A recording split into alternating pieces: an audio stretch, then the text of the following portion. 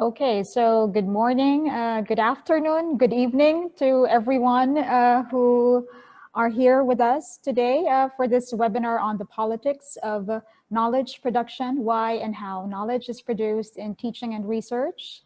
Welcome to UAE University College of Education. I know that we have attendees coming from Singapore, coming from the Philippines, coming from Australia, even coming from London, coming from the US. So welcome everyone. Welcome to UAE University, College of Education. So thank you also to our colleagues who found the time to join us despite their busy schedule. So thank you all for being here. I am Myra Garces Baksal. I am serving as the Assistant Dean for Research and Graduate Studies for College of Education. Colleagues and friends here in the UAE call me Roda, as you can see from my name here, because apparently it's an Arabic name, meaning paradise. So yeah, why not?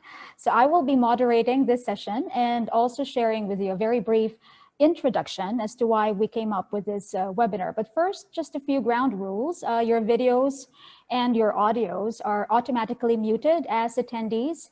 Please use the chat function, which you are already using very actively. I'm happy to see that. Most of them are my PhD students. So please be thoughtful in writing some of your comments. This is where you can put in your questions for the live Q&A later on.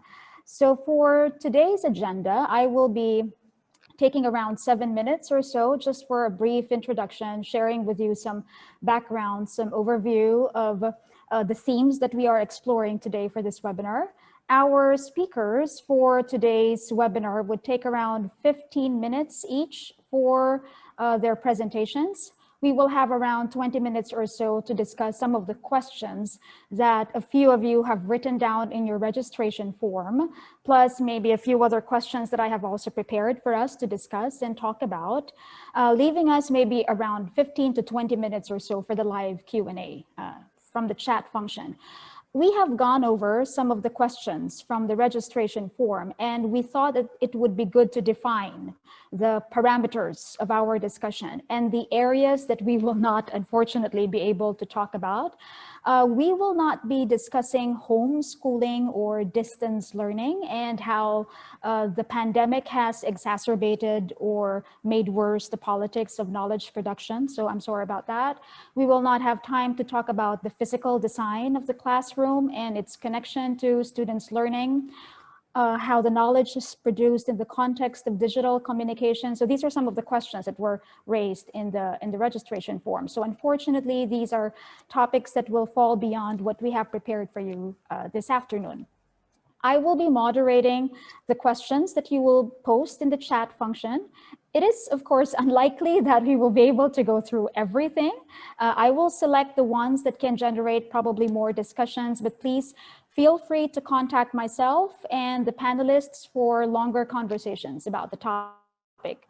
So for my brief introduction, as we were preparing for this webinar, I read this book that had been recommended to me by an editor in a gifted education journal who was always very kind to me. We were speaking about how startlingly different the direction of most academic institutions are in recent times. And he recommended that I read Jerry Mueller's The Tyranny of Metrics, which truly resonated with me. I have highlighted here one quote from the book, which also sparked my intention to have this larger conversation through this webinar, which is of course a conundrum that most higher learning institutions face. Not everything that is important is measurable, and much that is measurable is unimportant. Or in the words of a familiar dictum, not everything that can be counted counts, and not everything that counts can be counted. So just a week ago, Dr. Rwani Tupas, one of our panelists today, told me about Ansi Pasi's book chapter from the Wiley Blackwell Companion to Political Geography. So the chapter is entitled Academic Capitalism and the Geopolitics of Knowledge. I would recommend that you read this book chapter. For those in UAE University, we have this as an ebook in our library. So it's in our e-brary. You can borrow it. But I love this figure here showing the wheel of power, or what Passy calls a conceptual framework for understanding the Anglophone hegemony debates and the contemporary academic rat race. So assuredly, we won't be able to touch on all the big themes here, which goes beyond a 90-minute panel discussion. But I also need to put in a word of caveat here that ultimately, at the end of the day, we are all working for our institutions, and we are naturally beholden to expectations of us as academics to publish in so-called reputable journals. That is already a given. We are part of this wheel of power, like it or not, and we are in an academic rat race, and we will inevitably do as expected. However, it is also our responsibility as academics, as so-called intellectuals, or as social scientists, as educators, to always critically articulate what our vision is of authentic and meaningful learning communities, and think deeply about our responsibility to the larger community that we serve.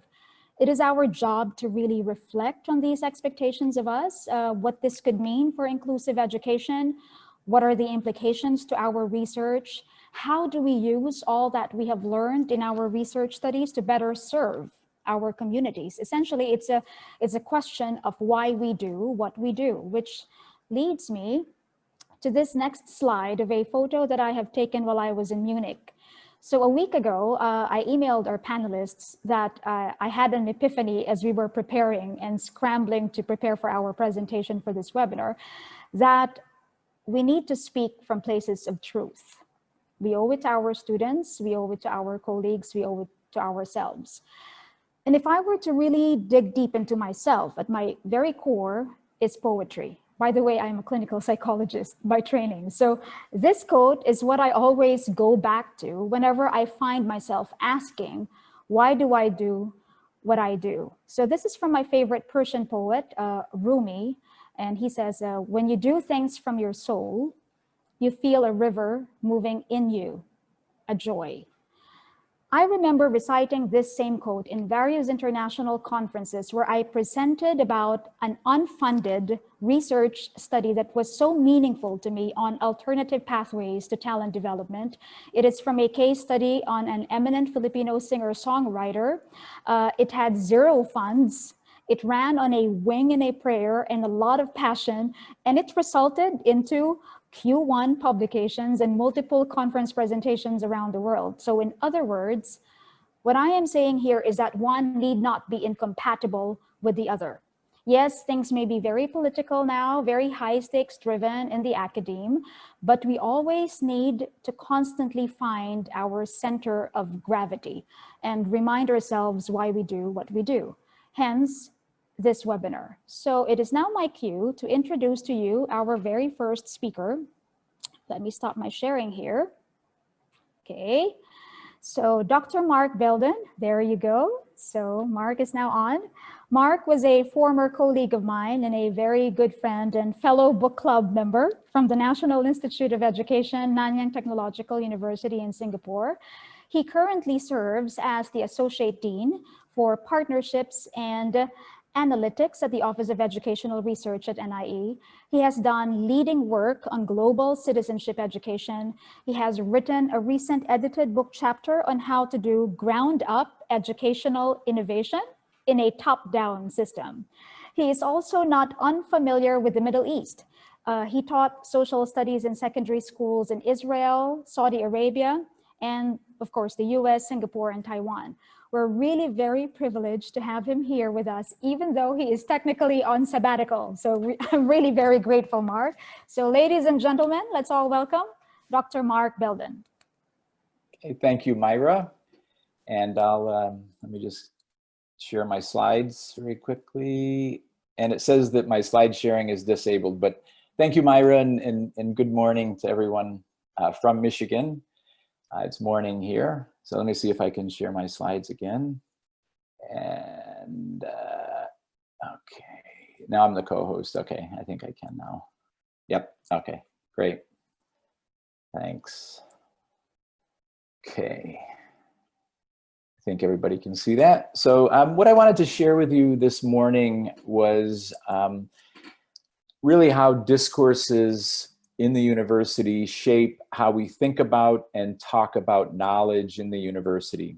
And so I'll share some of my thoughts about knowledge production in the university and some of the kinds of discourses that I think we need to be aware of, that I think Myra has already alluded to some extent. And I wanted to start with just a bit of a background in terms of my own experiences. And so one of the first papers that I wrote as a grad student, so I was in the same place that many of you are in right now, trying to make sense of my experience as a graduate student. And I had a background working in different psychological settings and also as a teacher for quite a few years, where I was working with people, and all of a sudden being asked to really work with ideas and theories in the university. And this was a very sort of alienating process for me. It was quite disconnecting, I think, in terms of not feeling like I was very connected to what was really happening in society. And it was much more, you know, reading and thinking and theorizing. And there seemed to be a fakeness to that, I guess, a sort of a pseudo-radicalism that I was becoming aware of. And so this is one of the very first papers that I wrote as a scholar. And so it was really an effort to try to make sense of my graduate school experience. And in this paper, I explored different engaged scholarship models, including Freire's idea of critical praxis, and cite, Gramsci, Foucault, and Grace Lee Boggs, who's an Asian American activist. And I think the key ideas here is that, like Myra said, that it's important for scholars to really be engaged socially. I think to be inclusive, to work with people around kind of the co-production of knowledge, instead of sort of isolated and detached, I think. And so this model was very appealing to me. And I think the quote, if you can see the quote by Grace Lee Boggs, really sums it up, I think, that we need to encourage groups of all kinds to really come together and to develop a vision and to work towards that vision. And I think working towards that vision is quite powerful in terms of the production of knowledge that's created. It's coming together with people who have different perspectives and different views. And so this was really kind of my first attempt to think about the nature of knowledge, especially in the university, and what that really meant for me as a kind of a beginning scholar. I think the thing that I settled on is that it's really important to identify very rich problems, and John Dewey has referred to these as felt problems. And I think, you know, it's this connection between the private or the personal and the public and political even, that there's this connection that we feel problems, they're sort of embodied and experienced, that happen to be social problems and sometimes political problems. So I think as graduate students, you know, settling on those rich problems that maybe you're experiencing in your own particular life, or that you're seeing around you in society, is a really important starting point. And as Myra mentioned, for me, I've been focusing on global citizenship education most recently, and looking at the role of global citizenship education in addressing different kinds of societal issues like inequality and especially climate crisis at the moment. And really thinking through how these different discourses shape the ways we think about education, as well as about some of these different kinds of problems. And so I'm going to talk a little bit about how knowledge gets conveyed, kind of circulates through these different discourses, and they can be very powerful in shaping the ways that we think about our education policy, curriculum, and practice, and that there are particular kinds of consequences that are important to think about as well. And so one of the things that I'm drawing on now is this notion of stories we live by. That discourse is really a way of making sense of the world. It's the language, the values, the rhetoric that we use to think about the world. And these stories can be quite powerful in terms of shaping the ways we think about the world and some of the kinds of challenges that we're facing across the planet. And so we've been using the work of an eco-linguistic scholar in the UK, Aaron Steeb, around this notion of stories we live by, that discourses get conveyed through these kinds of stories. And we might even think of research as stories. One of my professors at Michigan State University, Cleo Cherry-Holmes, has written about how research tells stories. They more or less are helpful in thinking about our social world. They help us sort of navigate that social world and shape what we think and do. So thinking about discourse as sort of stories that we tell ourselves and we tell others, they operate at both a personal level as well as a collective and societal level. And so when we talk about academia, I think there's some discourses that are important for us to be aware of, and Myra has already alluded to these in terms of sort of that academic rat race.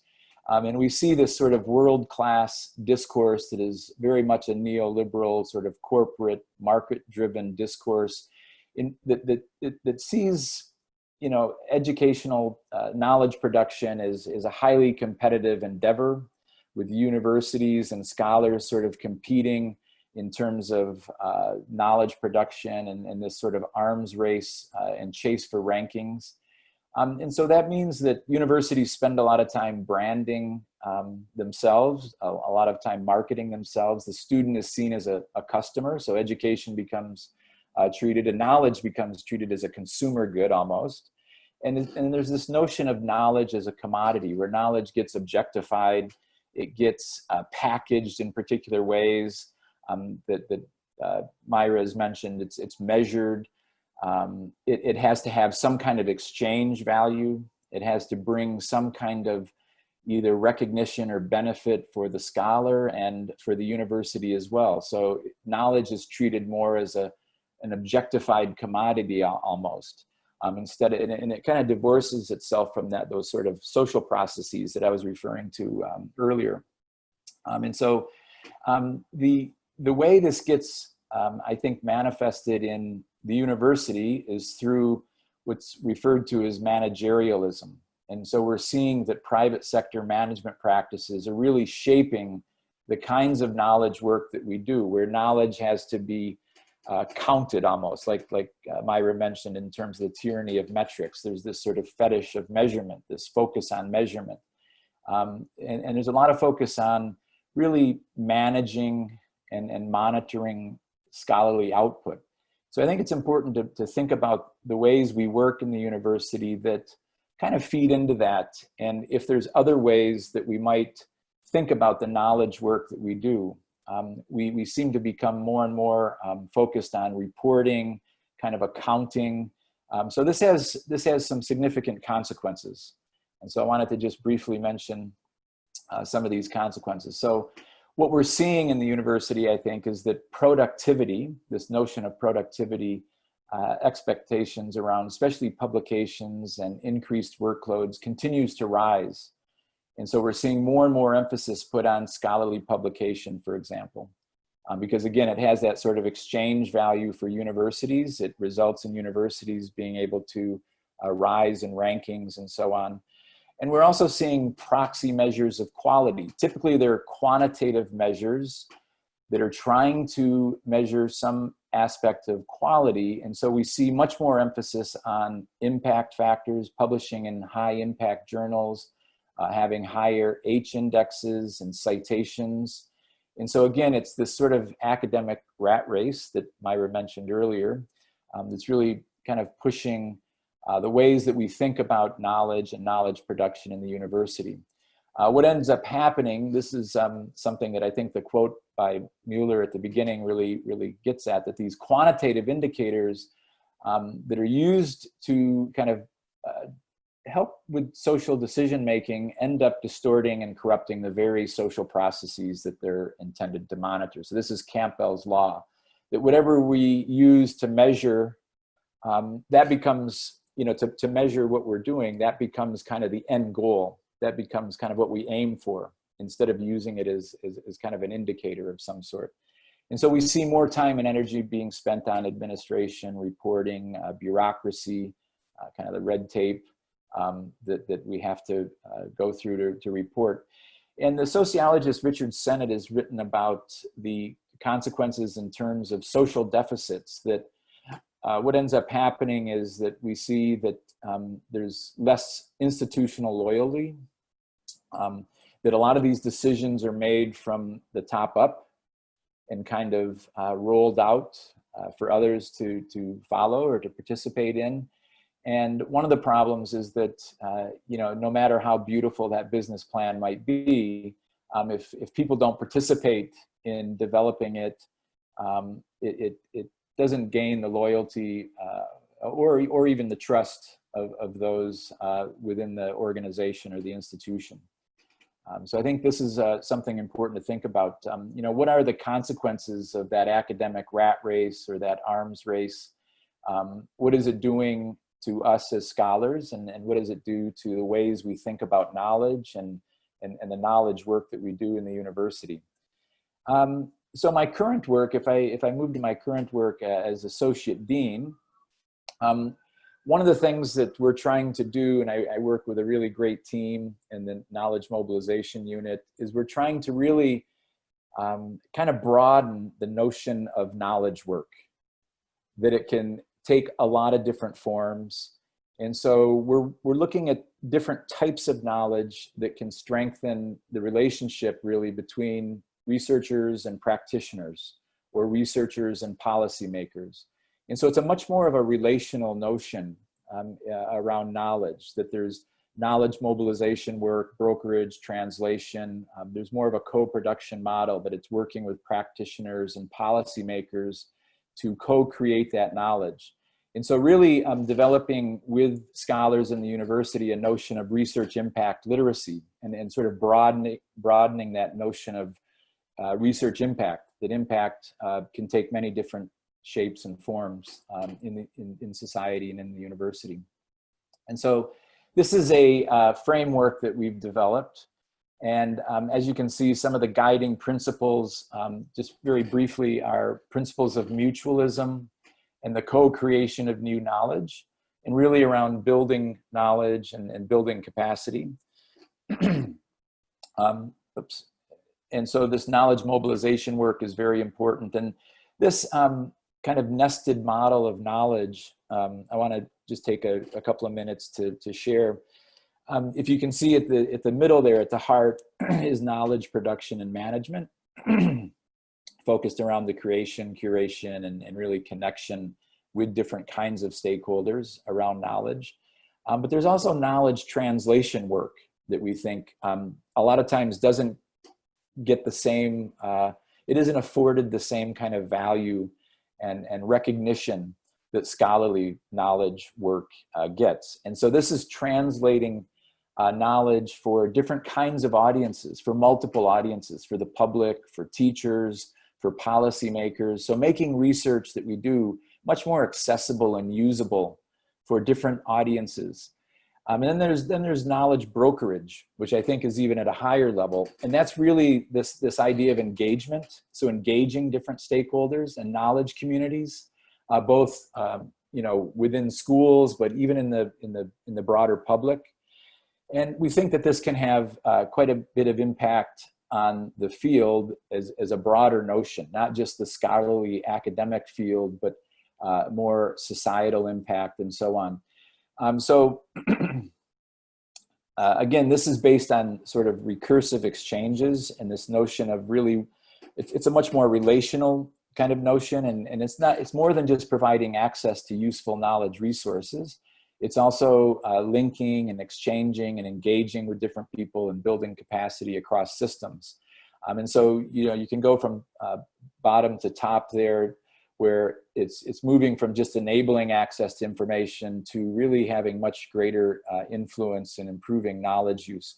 And so we're moving from this notion of linear dissemination from a producer of knowledge, the researcher in the university, to the user, whether it's the public or whether it's teachers, to one that's much more of a co-production model of knowledge. So really working much more collaboratively with different stakeholders to co-produce knowledge, so that it's not produced in isolation in the university, but it will have, it'll meet the needs of different types of audiences and purposes. Okay, so this is something that we're developing to really, again, broaden that notion and to really, of knowledge work in the university, to see that, for example, curriculum work is really powerful. I think, that you get really powerful curriculum in the hands of teachers and students, that can have tremendous impact. Or if you think about the kind of work that Myra has done in terms of reading groups and really helping all different kinds of people appreciate literature or reading. I think you're going to hear more from Awani and Joseph as well about the kinds of engagements that, with youth that can be really very powerful, but tend not to get acknowledged in the same kinds of ways as scholarly production. So I really want to highlight that. I think that's an important thing, is to really broaden this notion of different kinds of knowledge work that we can do. And so one of the things that I've been working around with a colleague, Tracy Alviar Martin, in terms of the global citizenship education, is this notion of discursive literacy, that we really need to be much more aware of how these discourses operate, how they shape us, shape identities. They tend to shape the ways we work in educational settings.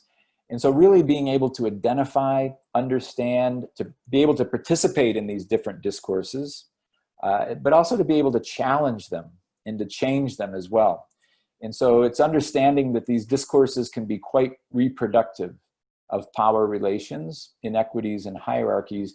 But yet I think that the great thing about education is that it also has transformative potential. I think at both a personal level, it can transform individuals, but it also has the potential to transform societies. And so we've argued for a much more integrative, kind of multidimensional, syncretic discourses that can kind of bring together these different discourses for a much more sort of reasoned mix or eclecticism in terms of how we think about education, and especially global citizenship education. Some of the work that I'm doing around climate change, climate crisis, is calling for the need to create new stories to live by, new stories that are much more satisfying and generative. And I think that thinking about universities, that broader range of knowledge and a broader range of impacts, and to see people contributing in very different ways, and that these need to be valued, they need to be acknowledged. And so, recognizing that broader range of knowledge and impacts, and being more inclusive and working with people based on more relationship and trust, rather than a kind of a relationship, a hierarchical relationship that tends to want to monitor and supervise and surveil the kinds of work that we're doing. And really creating stories that are much more about working together, kind of where I started with Grace Lee Boggs. Stories of contribution, social responsibility, social justice, community, and impact. And so just to wrap this up, and I'm hoping I'm staying within my time limits, I tend to lose track. But I think that we produce knowledge when we have difficult conversations and negotiate some of these different kinds of discourses that are operating within the university. So really thinking about the university as a site for very complicated conversations around where we're going, and who we are, what we're about, who gains, who loses, and by which mechanisms of power. I think that's an important question. Is it desirable? Is this the direction that we want to go? Does it benefit the most people? Is it inclusive? And ultimately, what should be done? How do we move forward here? And so this is a sociologist who's written a nice book. I have difficulty pronouncing his name, but it's sort of rethinking social science work in terms of asking some of these kinds of questions. Some of the work that I'm doing around climate crisis, scholars are talking about institutional reflexivity. I've written about reflexivity at a personal level, but I like this notion of institutions can be quite reflexive as well. And it's this critical capacity to really rethink core values and to change course. So I think with greater conversations and hearing different perspectives and being more inclusive, it enables that kind of institutional reflexivity instead of a kind of a top-down, again, sort of approach to administering a university system. And what's really inspiring, and I would encourage you to take a look at this, is the University of Aberdeen in Scotland has written a manifesto titled "Reclaiming Our Universities." And to me, this is quite inspiring. And I think it's about creating these kinds of new stories to live by, about what it means to do knowledge work in the university. And so it's sort of taking back from the managers and administrators the notion of a scholarly community with a different set of values that are much more inclusive, much more about contribution, I think, and really much more about some of the things that I talked a little bit about. So in a nutshell, that's it. There's some references here if you want to follow up a bit more on some of this. But yeah, thank you very much, and I'll stop there. Thanks. All right, thank you. Thank you so much, Mark. So just to let our attendees know, we will be providing you with copies of the slides for the presentation slides by our panelists. We do have your email addresses, so we will be sending them out to you. So what I truly love, Mark, about your framework is that it really reminds us that publishing in high-ranking journals is not the end goal. So it's not just about raising our H indexes, but it's really more about how do we use what we have learned in order for us to truly be able to contribute to our communities. Yeah. Right. Thank you. Yeah. Yeah. Okay. So our second speaker, Rowani Tupas. So you can now turn on your camera, Rowani. Also a former colleague of mine, very good friend from the National Institute of Education, Singapore. Prior to teaching at the NIE, Rowani taught for 10 years at the National University of Singapore. He is now teaching at the Department of Culture, Communication and Media, Institute of Education, IOE, University College London in the UK. I have been very privileged to work with him on several research projects and to learn a great deal from him in the process. He is currently serving as Associate Editor of the International Journal of the Sociology of Language, and he is one of the highly recognized and respected social linguists around the world. He is best known for his unequal Englishes and has written very powerfully about the inequalities of multilingualism and the politics of Englishes. So join me all in welcoming Dr. Rowani Tupas. I will now be sharing your slide. Okay, just a minute. Okay. All right. Okay. All right. Yeah. Yeah. Well, thank you very much, Myra, and thank you everyone as well for coming to our talks. It's a pity that I wouldn't be able to say a lot of things to introduce my topic, because I just really just want to go straight, because I'm given only 15 minutes to do that. So as you can see in my slides, in my slide right now, I titled my presentation as "The Violence of Academic Knowledge Production." It's meant to provoke, basically. It's meant to generate questions, more questions, and more thinking about academic knowledge production, because I think, to me, that is what we all need, to ask more questions about the things that we do. But of course, the term violence can take on so many meanings. I'm just here to basically look at the idea of violence, of academic knowledge production through the lens of Bourdieu's symbolic violence. So thinking of it not really in terms of physical violence, but knowledge production in terms of symbolic violence. How it inflicts or imposes certain ideas and values on people, on us, for example, to the point that we change the way we think, we change the things that we do, our everyday practices, because of certain demands of knowledge production, or basically producing knowledge in the academe. In doing so, however, I realized that, when we talk about knowledge production, the politics of knowledge production in general, it's such a huge topic. And so what I try to do is to basically break it down to different things, to three different aspects.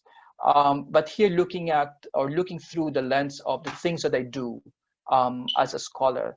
I think I thought of doing this because I thought that probably to talk about something so huge and conceptually, difficult to grapple with, I should also bring in some concrete examples of what I do in order to surface some of these nuances of in the dynamics of knowledge production. So the first thing that I would like to do to talk about is knowledge production through the lens of my work as Myra earlier said, as associate editor of an international journal, which is the International Journal of the Sociology of Language. And um, since last year, basically, one of the very first things that we've tried to do, of course, at the helm of our editor, is to overhaul the editorial board. The idea behind basically the overhaul is to provide much wider representation of scholars and scholarship as well, from all practically different parts of the world. The problem that has been being addressed here is basically that when we are talking about top tier journals in the world, and I'm not just talking about my field, of course, most likely you would have a high level of concentration of scholars and scholarship or research done in one or two or three centers of knowledge production, the UK or the US, for example. And that goes along with representations in the editorial board as well.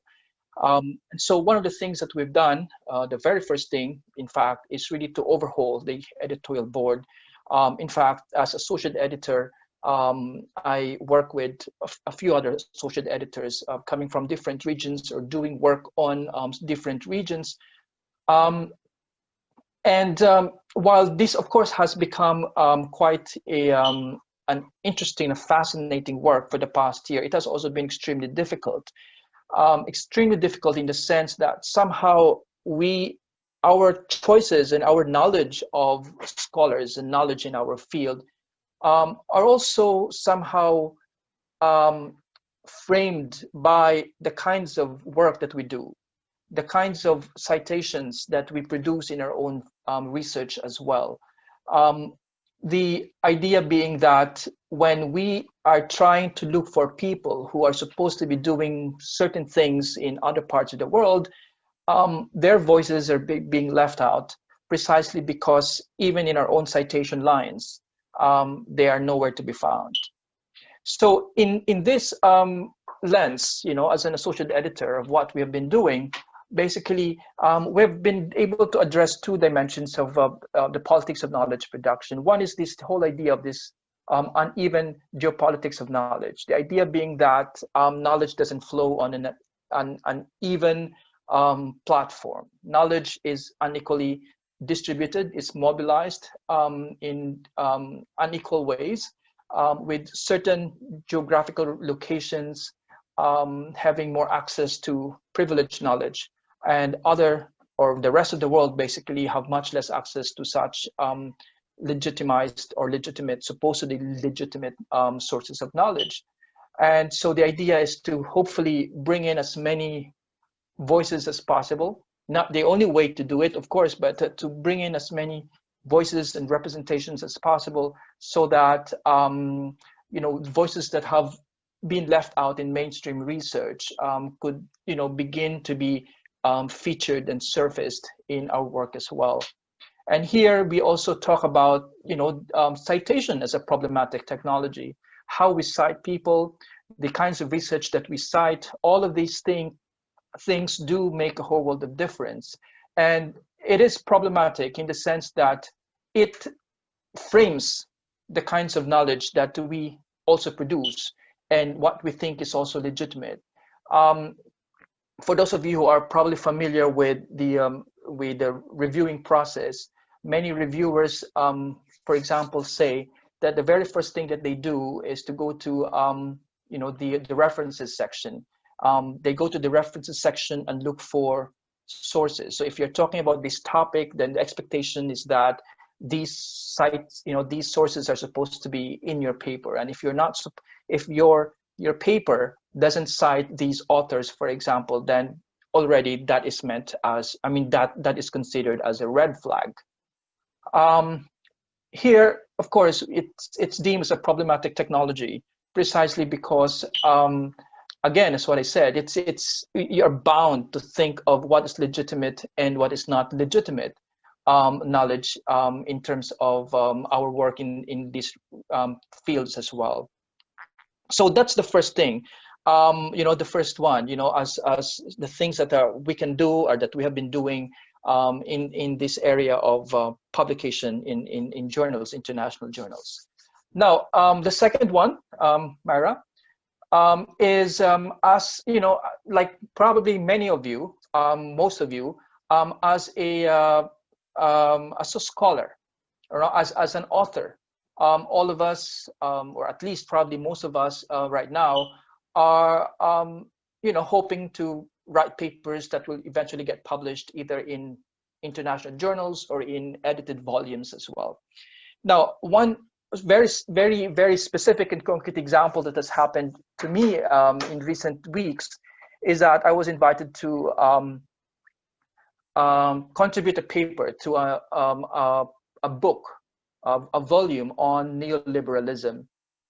I sent out an abstract. It was accepted. The content is is unproblematic, except that I was told to write in a particular way. Many of you probably are familiar with this way, the traditional way of looking at academic writing. You start with an introduction, then you do the literature review, then the theoretical framework, then the methodology, then the analysis or the evaluation, and then conclusion. That, of course, in my work for the past many years, that hasn't been the case.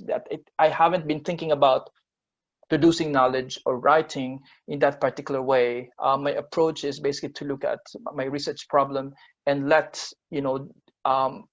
dealing with the research problem and solving it and addressing it, developing my own writing. So there hasn't been really a kind of structure the way it is expected in mainstream academic writing. And so to cut the story short, I wrote back to the editors and said, I'm sorry, I am pulling my paper out from the book project.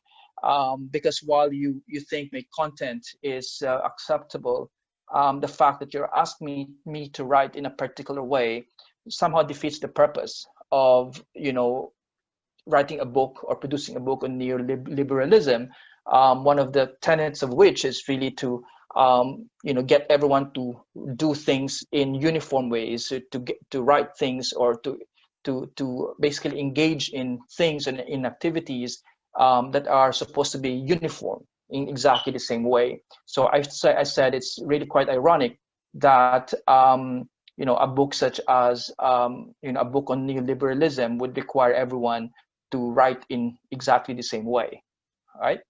But I share this with you, and of course the decision that I made, precisely because here, in terms of the politics, the violence basically of academic writing, we deal here with the power and the politics of genre. And that is that academic writing is basically knowing the genre, knowing a certain set of rules and ways and norms of writing and thinking, basically.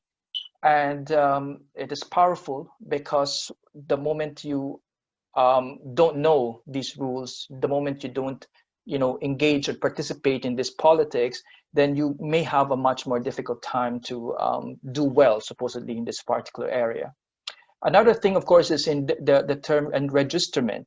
Enregisterment basically meaning that when we as authors try to write papers, or to engage in academic work for that matter, we are actually engaged in the process of enregisterment. You know, I borrowed this, of course, the term, not really in exactly the same way from Aga. Basically, the idea that certain bits and pieces of language, certain bits and pieces of ways of doing things, of writing, somehow start taking on certain meanings along the way. And the moment it takes on certain meanings, when people enter the register, when we enter the discourse, we start taking on the meanings as well of this particular discourse or this particular register.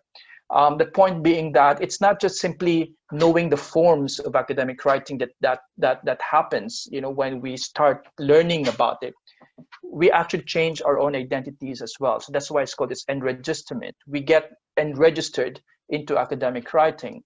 We become different in terms of identities, and it becomes who we are, because it basically asks us, demands through this genre, that we have to think in a particular way and we have to write in a particular way. Now, the third one,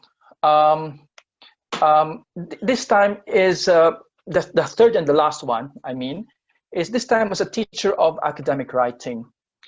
Now, I bring this in because while I am passionately involved and I'm passionately engaged with conversations about the politics of knowledge production, I am also engaged in this particular area as a teacher of academic writing. Now, what does it mean? Because you see, talking about all of these issues in the politics of knowledge production, it always is a challenge for me to address all of these things in the context of the classroom.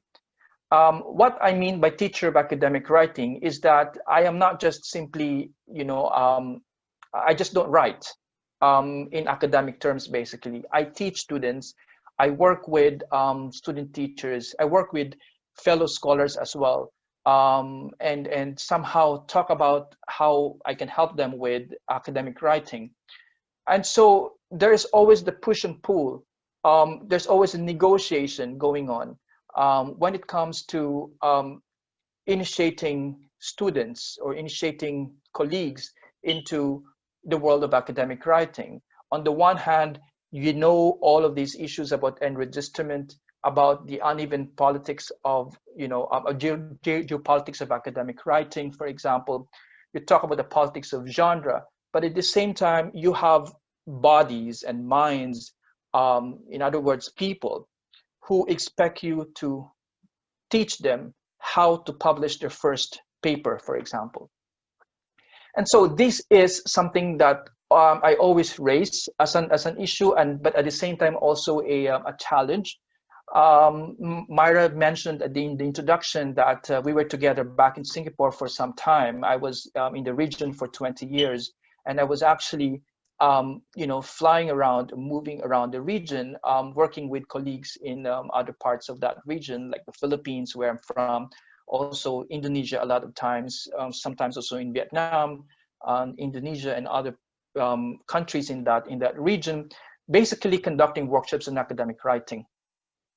And for those who are teaching or who are teachers of academic writing, one of the very first things that we usually really tell our students is to join a conversation.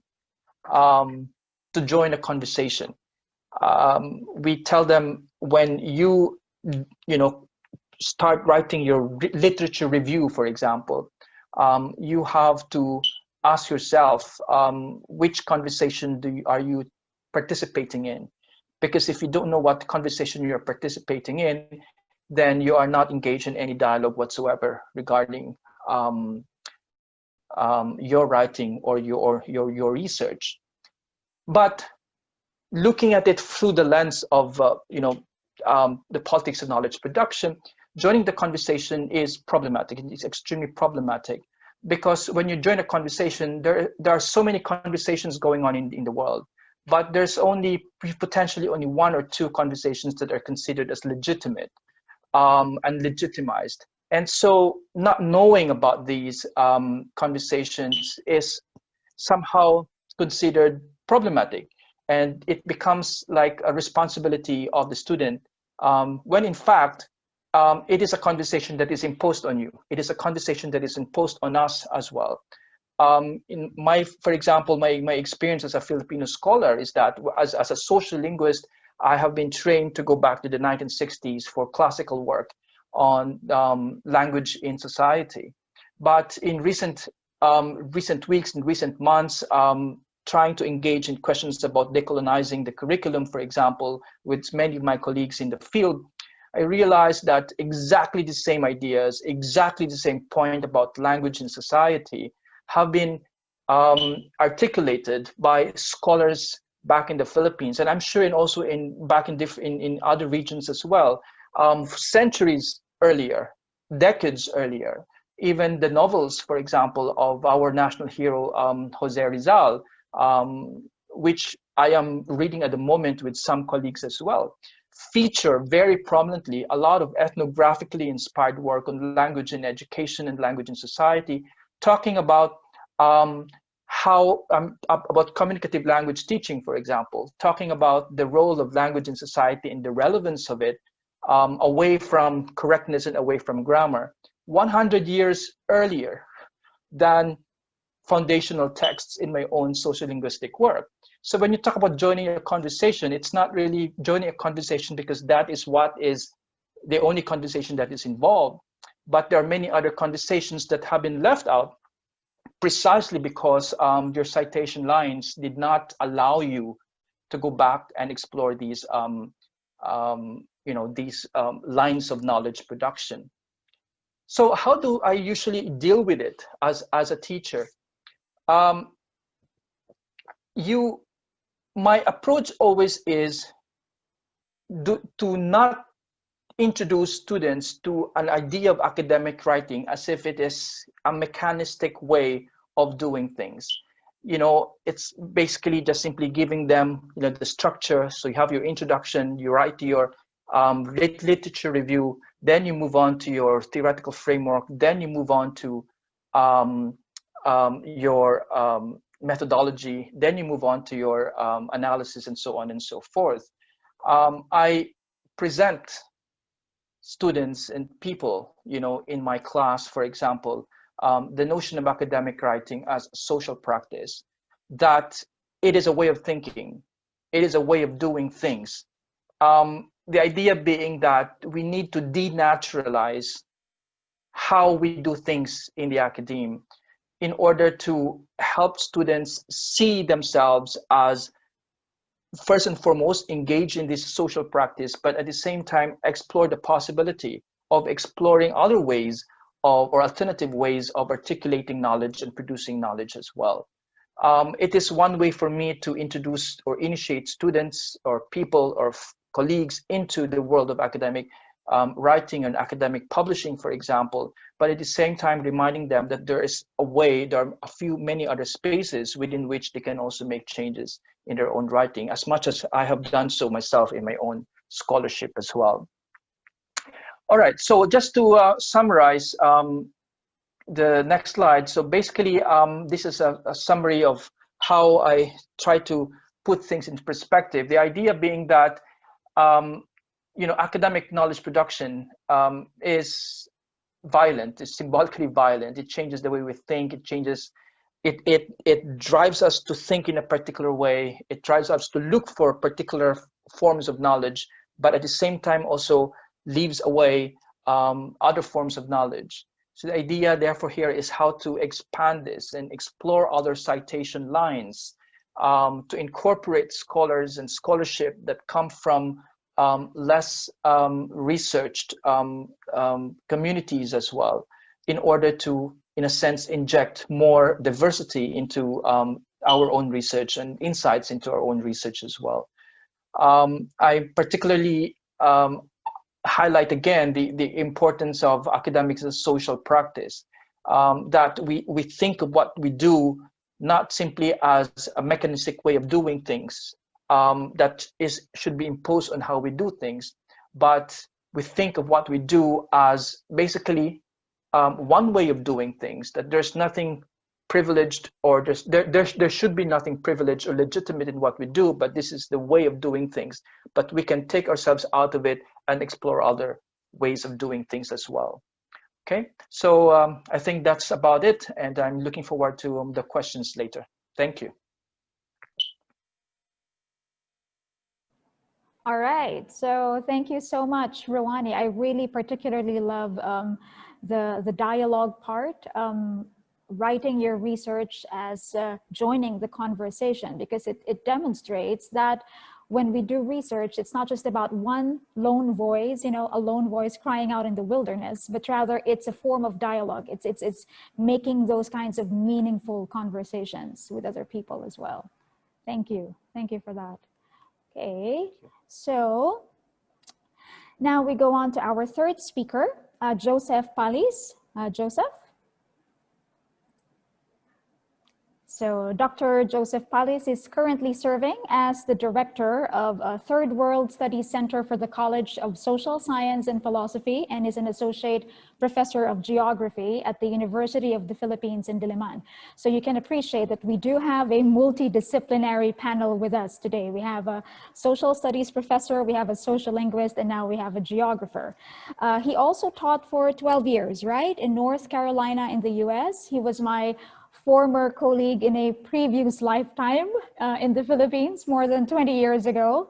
I have to say that I was inspired to put together the webinar from Joseph's social media post when he was reflecting on how he was curating content for his core syllabus this semester. He noted, I will quote from you, Joseph, I have been digging, according to him, into other subterranean portals with assists from other digital immigrants like myself to look for non-traditional resources for my classes. The more interesting resources come from interstitial spaces that other academics often ignore. Film fragments, undated maps, travelogues, song lyrics, found objects, and even unpopular intellectual positions dismissed as not aligning with the currents. So that's from Joseph. His international publications also have to do with imagining the future from the margins in a science fiction film, and border crossing and political art in North Carolina, just to cite a few. So everyone, let's all welcome Dr. Joseph Palis. Thank you. Thank you very much. Sorry. Unmute myself. Okay, there you go.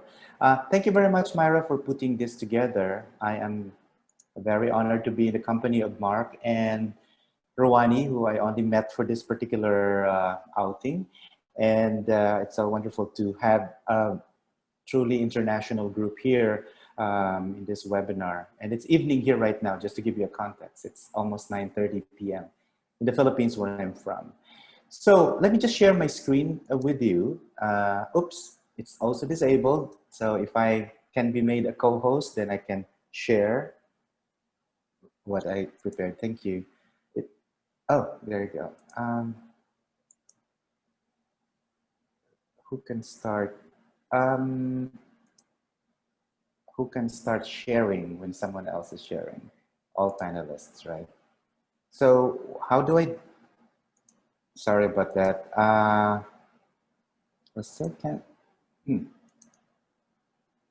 It's not show, share screen. Okay, there we go.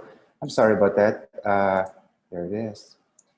This is something I prepared for you all, and let me just make a huge screen of it. Okay, so my presentation is as a geographer. I don't want to make you think that geographers only do maps, but it's a metaphor. The creation of a map as a metaphor for knowledge production is pretty much the focus of my presentation today, this afternoon. Here, it's called Map Making as Metaphor, Knowledge Production, Discursive Learning, and Storytelling. And I have an email right there. So let me just begin by saying that I share a lot of similarities to what Rouhani and Mark has mentioned, but I'm going to approach it in my own personal way because of my own engagement with these types of, I would say, well, my own engagement is pretty much with publishing, with teaching, and other institutions that provide support or sometimes not support for the type of knowledge that we produce, that I produce also as a scholar, as a teacher, and as a researcher. But I may also differ from some of the things that they mentioned. And this is, I think, the beauty that Dr. Baksal has created a webinar so that you can think for yourself. We're not doing a prescriptive thing for you, but what Rwani and Mark gave you are pretty much their own, like I said, engagement or their subjective feel of a particular kind of whatever it is that they engage with, right? So my own thing would probably be slightly different. I'm going to show you an outline first. The way I'm going to structure my presentation is to also look at first map and map making as a framework to truly enlarge or expand the idea of knowledge production and knowledges. You know, as Foucault would say, you know, we never had to just use the singular but the plural because of so many vast amounts of knowledges that are out there that are non-Western, that are not necessarily emanating from the Western world or the more Anglophone speaking regions. But also I'm going to talk about the metaphor of counter mappings, a class that I also teach in the university. It's called counter cartography. But here I'm going to show you pretty much like how it is to go against the current and produce your own or my own research with a collective group of friends.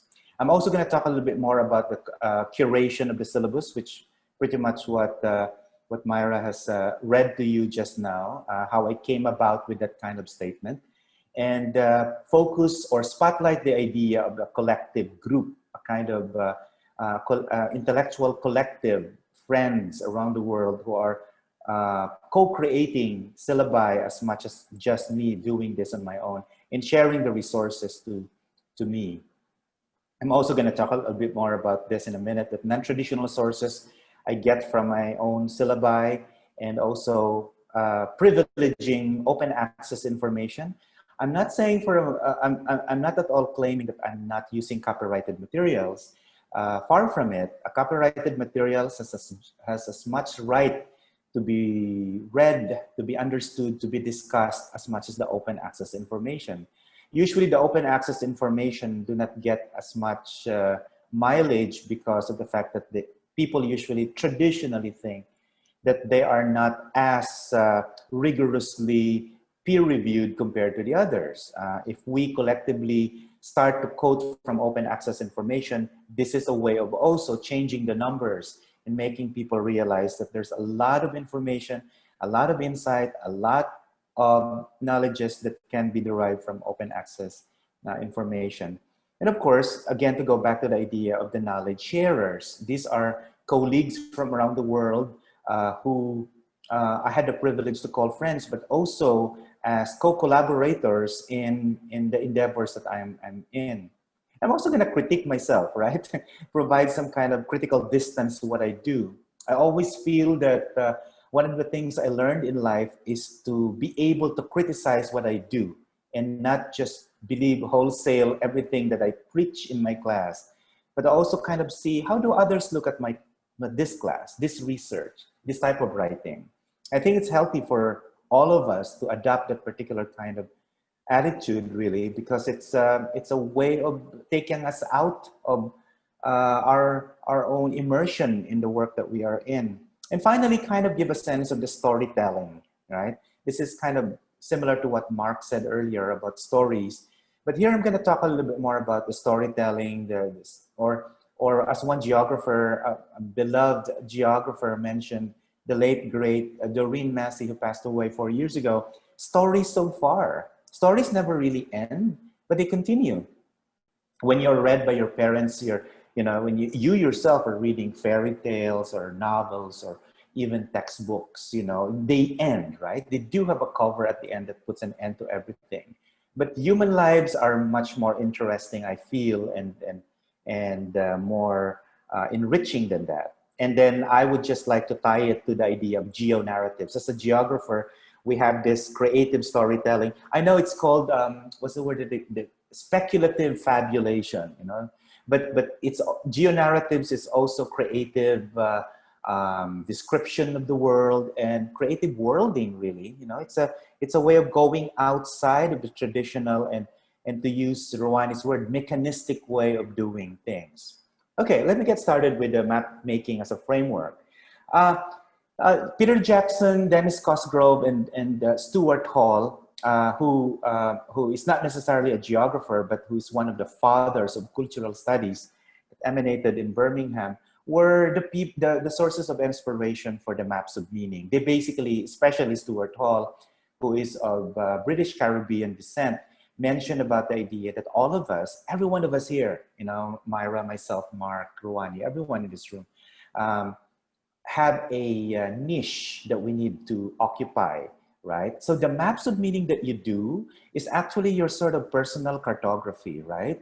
Everything that you do every day, from you going home, going to school, what are the things that you do? Those are kinds of mappings that you do that you may not be fully aware is a type of mapping, right? Because it's something that we do instinctively. I'm more interested with that. You know, I'm more interested with how people, and of course, since the focus here is about the framework, how me as a scholar navigate myself towards knowledge production, the institutions, and also my share of the work among my intellectual collaborators.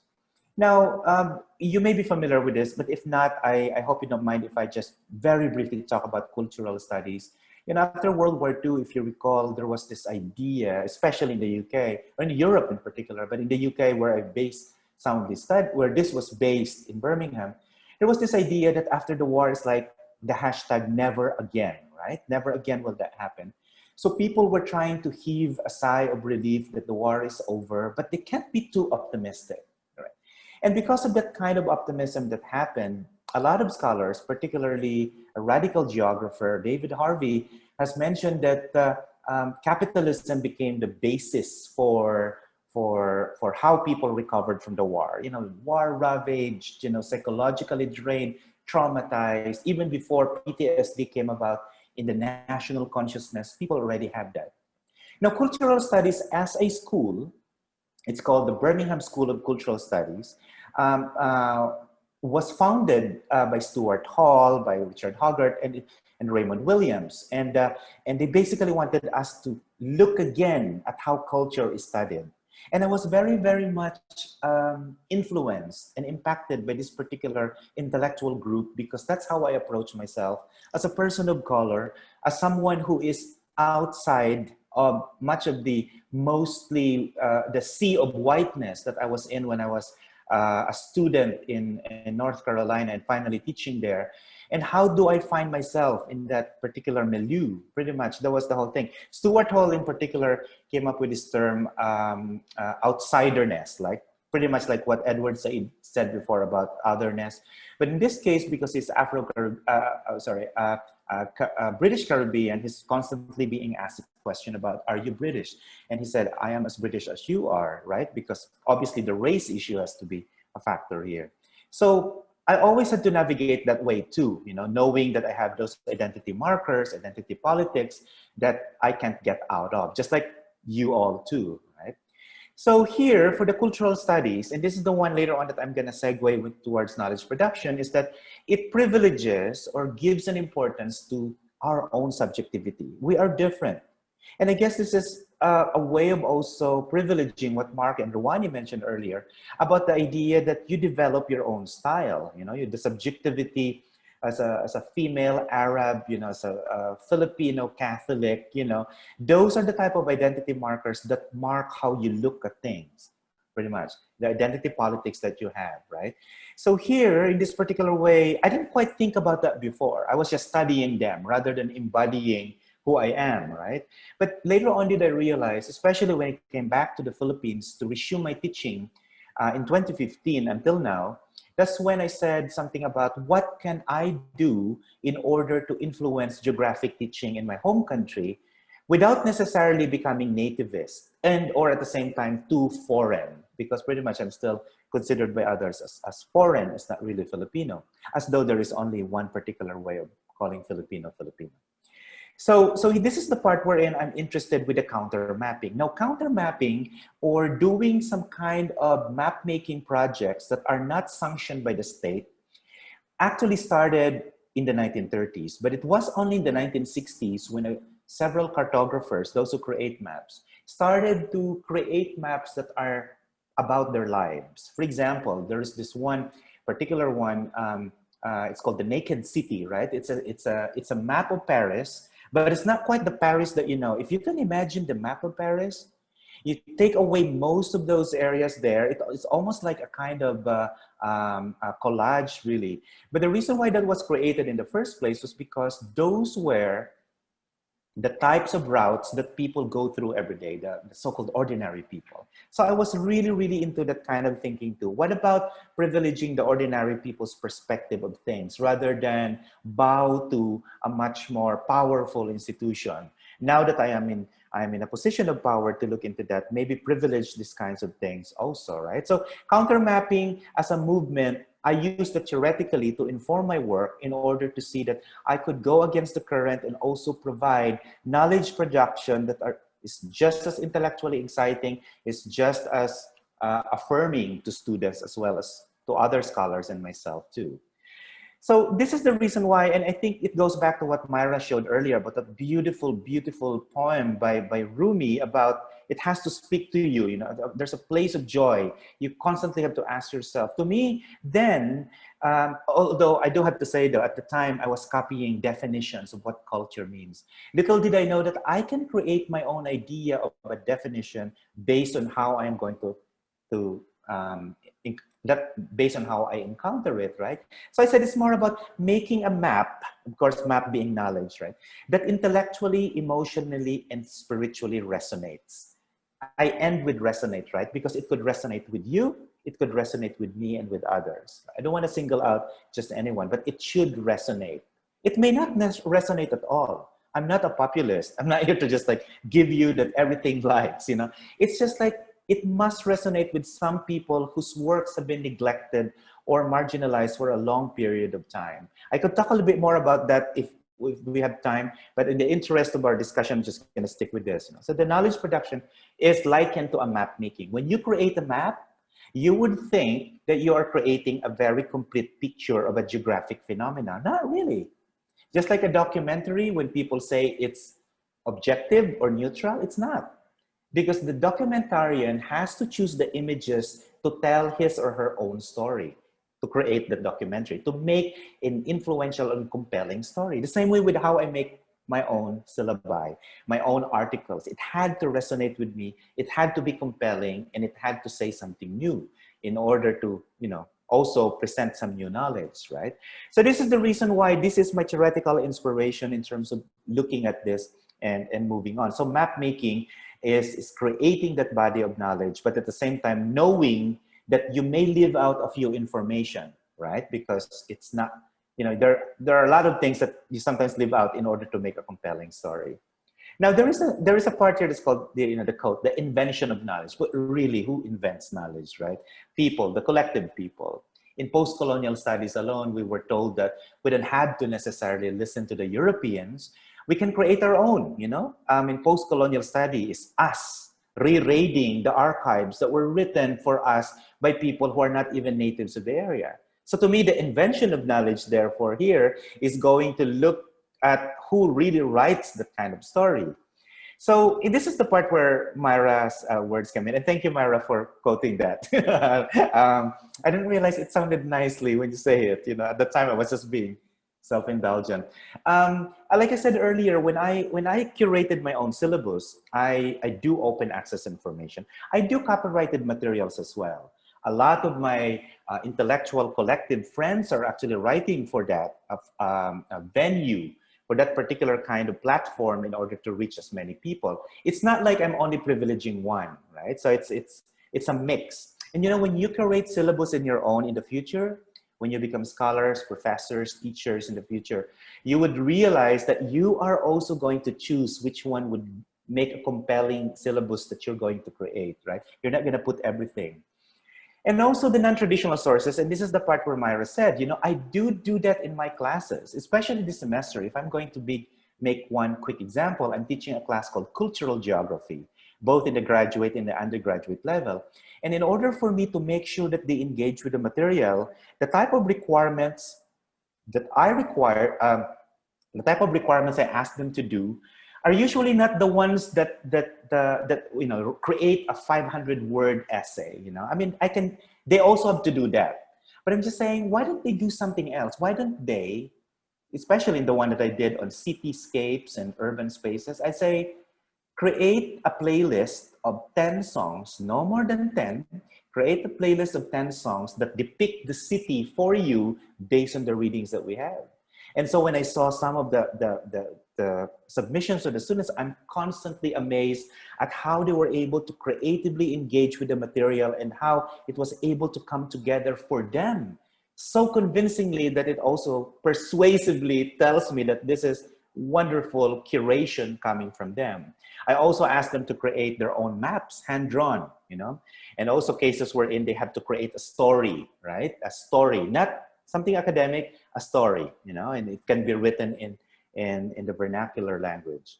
So these are the creative requirements that I asked them. I mentioned it earlier. For the non-traditional sources, I was also using examples of say, articles that have long been out of fashion, right? That we need to look at it again.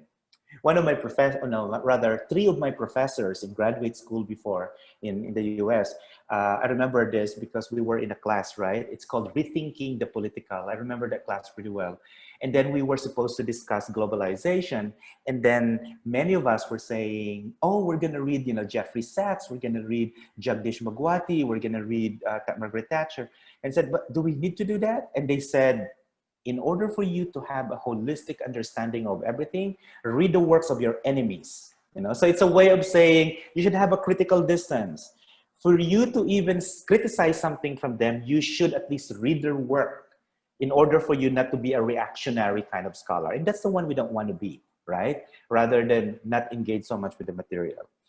So what are the courses that I developed? I was lucky enough to be in a university that allows me to create or curate my own courses that come to my own, that also something that resonated with me. Here are examples that I taught before in graduate classes and as well as undergraduate classes.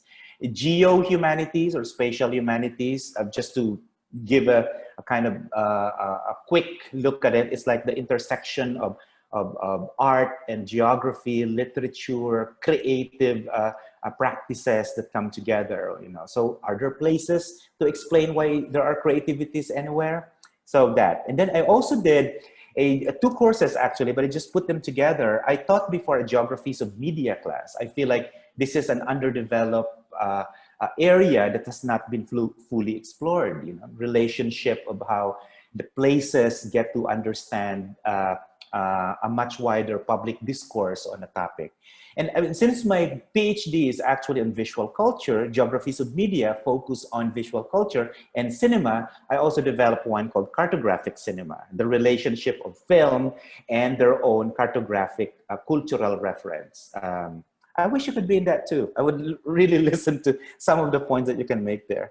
And the one that I thought, I don't want to say success because that would be, you know, the hubris of calling your class a success, but this is the one that most people wanted to take in UP, in my university, was because of the fact that, notice that I call it cultures of mapping, because I'm understanding the vast histories and traditions of creating maps, but also look at all the progressive, all the resistant, all the radical ways with which maps were also presented by underrepresented groups, you know, plus size people, people with disabilities, or differently abled people, LGBTQ, all kinds of things that they create in order to represent themselves in the world. This is why worlding is also important in geography.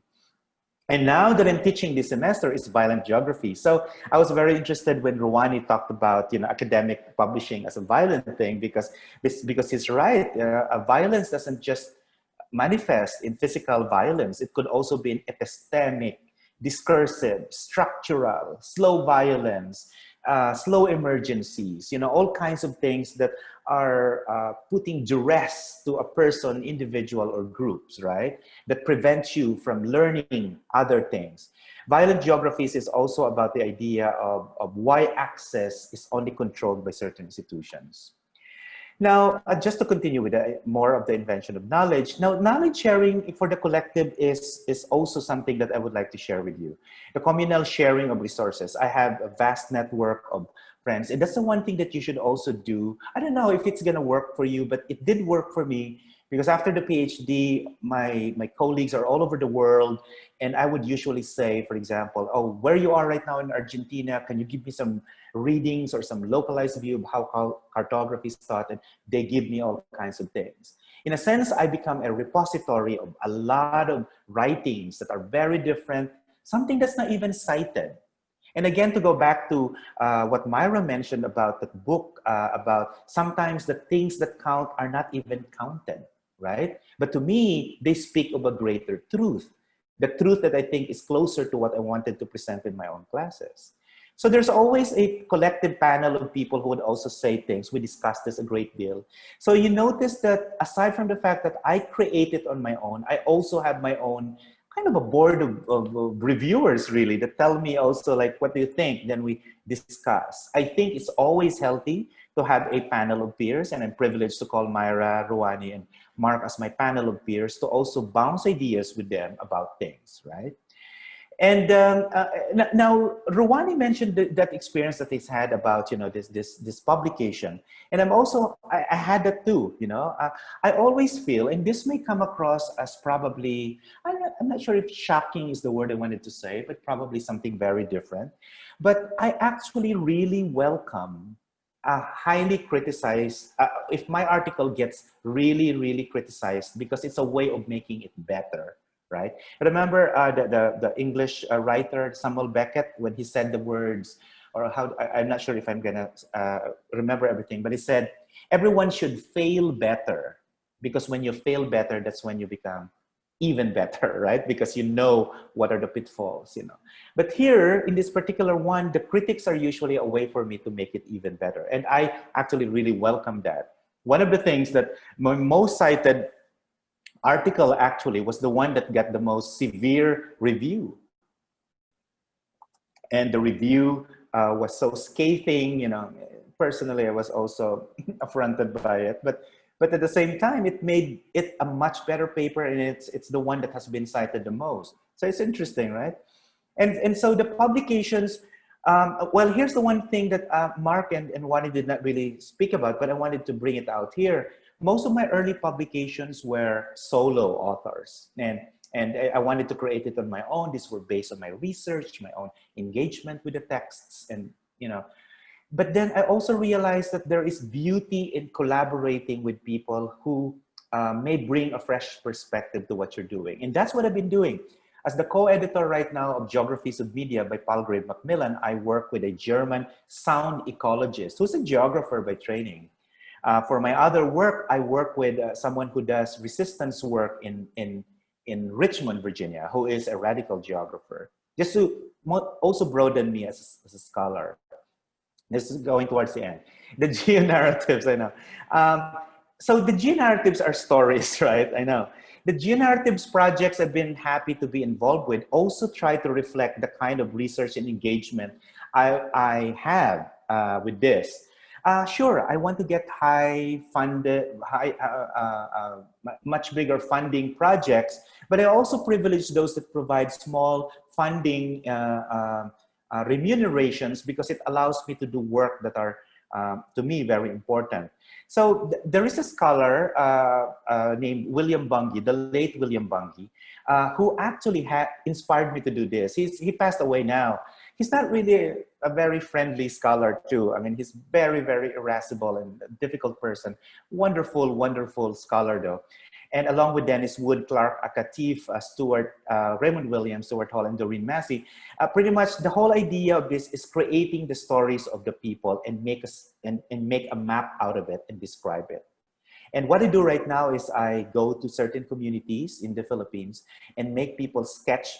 We call this a geo-narrative, because they're going to write their own map or create their own map, whether drawing, collage, pastiche, or ongoing dynamic interactive map, and then tell us about it, because it's a way to ferret out information that are not necessarily taken when you do survey.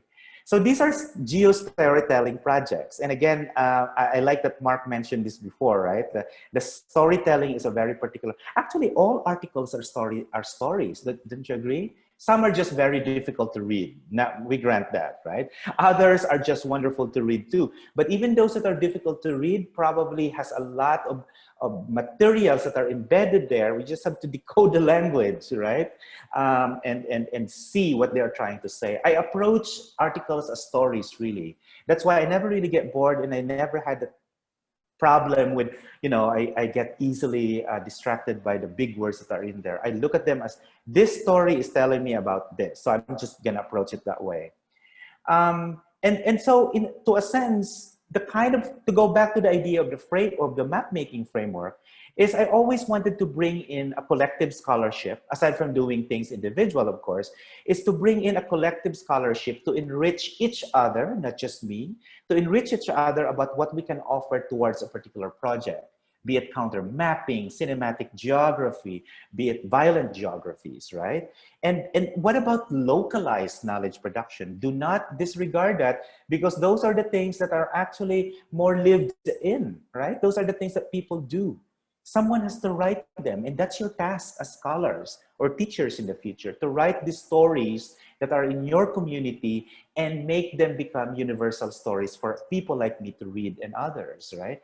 And that's one of the reasons why we probably need to get out of the framework of having to write in a particular way. You may have to do that. I'm not saying you don't do that, but provide yourself another space where you could write something that resonates in a big way. And as an epilogue, as an ending, I like to call them stories so far. And I referenced Doreen Massey here, the late geographer Doreen Massey, because she said, stories never really end. The stories so far, capture them like a snapshot, right? Capture them at that moment.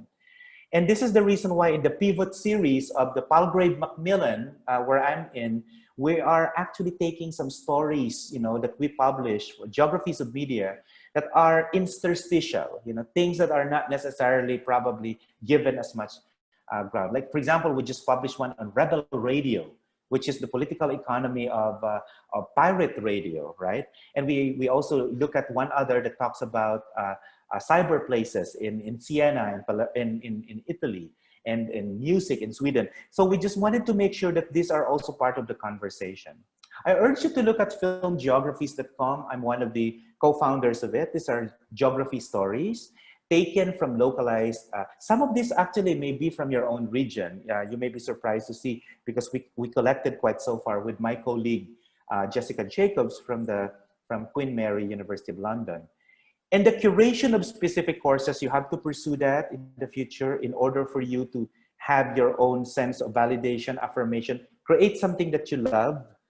Very roomy, if I may have to quote again what Myra said. And here are the things that I'm now going to develop in the next year. I'm going to develop something about island and archipelagic studies coming from the Philippines, but include this particular concept of tidal dialectics, right? The idea of bringing in what does the tide had to do with our understanding of the islands. Nothing like the Western idea of islands being isolated. Islands are not isolated. They're actually joined together down there. But our understanding is always like the visible manifestations of land. So we need to change that too, knowledge production. Radical geographies is a homage to some of my inspirations in order to look at how geography is redrawn.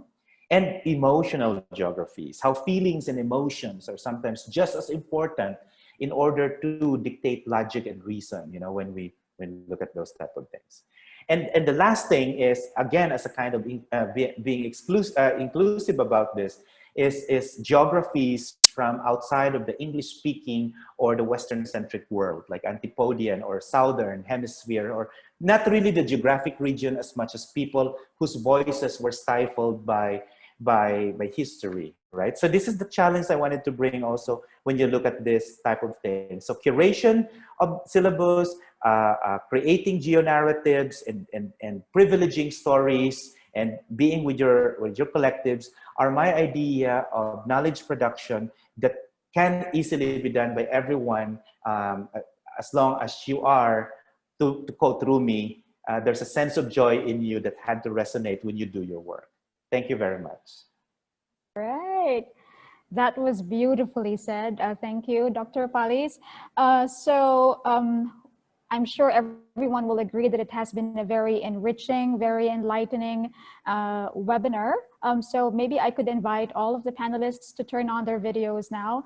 Unfortunately, we won't be able to do a Q&A any longer because it's now an hour and a half. I think everyone was just really very deeply into their presentations. I think we need to do a repeat. We need to do a sequel of this panel because it's now 6 p.m. and I know that most people will already be heading off somewhere else. But maybe just to recap everything, maybe one line or two from Ruwani or Mark, what message perhaps would you like to give to fellow academics, to colleagues, given the landscape that we are in? So Joseph has very eloquently talked about our landscape as academics, essentially. So any last thoughts, perhaps, Ruwani or Mark? Ruwani, yes, go ahead. You are on mute. Yep. Yeah, sorry, I didn't mention it in my earlier talk, but basically just a one-liner. I think look for lines of dissent in your research. If we all have citation lines, you know, where we follow the knowledge that we produce, I think it's also worthwhile to explore our lines of dissent, you know, like alternative lines of knowledge production. Beautiful. Thank you. Thank you, Ruwani. Mark? My one-liner, I think, to follow up from Joseph's talk is this need for critical reflexivity about ourselves and about our own work, and to think about the spaces that we are in and giving up that space when necessary to allow others to participate. So I think that idea of reflexivity, which I think came through both Ruwani's and Joseph's talks, is very important. Critical reflexivity. Okay, wonderful. I wanted to just recap everything with one final quote that I wanted to share with you all. So this is from one of my favorite books. It's Reading with Patrick by Michelle Kuo. She's a Taiwanese American Harvard graduate, but she has chosen to teach for America. And I really deeply resonated with this memoir. So she said here, because we started with metrics, remember the tyranny of metrics, and I wanted to end with a different sort of metrics, hopefully to inspire our graduate students as well, and to also hopefully revitalize our colleagues about why they do what they do. What I had now was a metric for judging what a meaningful day might look like. The metric was this: could you form a live, difficult connection with a person from entirely different circumstances? A connection so genuine that you forgot that you were even attempting to make one. So urgent that you wanted to show up the next day and that person believed you would. If you could do this, then you had a shot at not being full of crap, which most academics are, at making your ideas substantial and part of your bone and flesh. So thank you everyone for being here. I know that it's been a long week for most of my colleagues at the UAE University, but our weekend begins now. So again, thank you so much everyone for joining in. So can I just invite the panelists to stay for just a few minutes, maybe for a group photo, but thank you to all our attendees. Thank you for being here. Thank you.